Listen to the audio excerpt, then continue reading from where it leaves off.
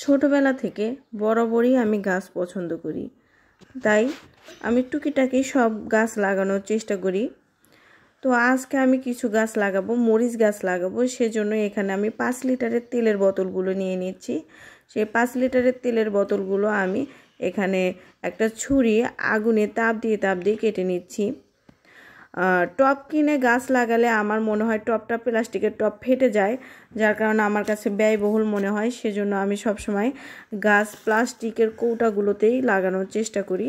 তো উপরে কেটে নেওয়ার পরে তলানিতে কেটে নিলাম। এই যে আমি মরিচ গাছ নিয়েছি, এই মরিচ গাছগুলো আমি লাগিয়ে নেব। এখানে ফাউস মিশ্রিত মাটি আছে, এর আগে একটা ভিডিও দিয়েছিলাম যেখানে কিভাবে ফাউস মিশ্রিত মাটি তৈরি করতে হয়, আপনারা সেই ভিডিওটা দেখে নেবেন। তো ওইভাবে আমি ফাউস মিশ্রিত করে রেখেছি। রাখার পরে আমি এই মাটিগুলো এই তেলের পটের ভিতরে তুলে নিচ্ছি। আমি একে একে 2টা পটই ভরে নিয়েছি এবং আমি 2টা মরিচ গাছই নিয়ে নিচ্ছি।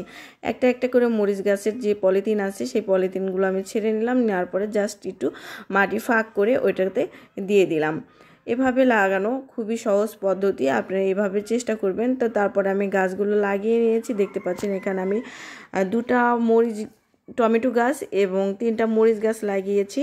আর এই মরিচ টমেটো গাছ লাগানোর পরে কিন্তু প্রতিদিনই একটু করে পানি দিতে হবে, যেহেতু এটা টবে মাটি খুব তাড়াতাড়ি শুকিয়ে যায়। সেজন্য অল্প অল্প করে প্রত্যেকদিন পানি দিতে হবে। আর নিচে কিন্তু তলানিতে অবশ্যই ছিদ্র করতে হবে। ছিদ্র না করলে পানি জমাট বেঁধে যাবে, জমাট বেঁধে গাছটা গোড়া পচে যাবে। তো এভাবেই তৈরি করে নিতে। এই যেখানে একটা মরিচ গাছ লাগিয়েছি, এই মরিচ গাছটা আমার বেগুনি কালারের ফুল ধরে এবং বেগুনি কালারের মরিচ ধরে।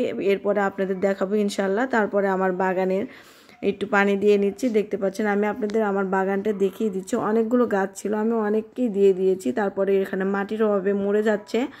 দেখতে পাচ্ছেন এখানে অনেকগুলো ক্যাকটাসের জাত আছে।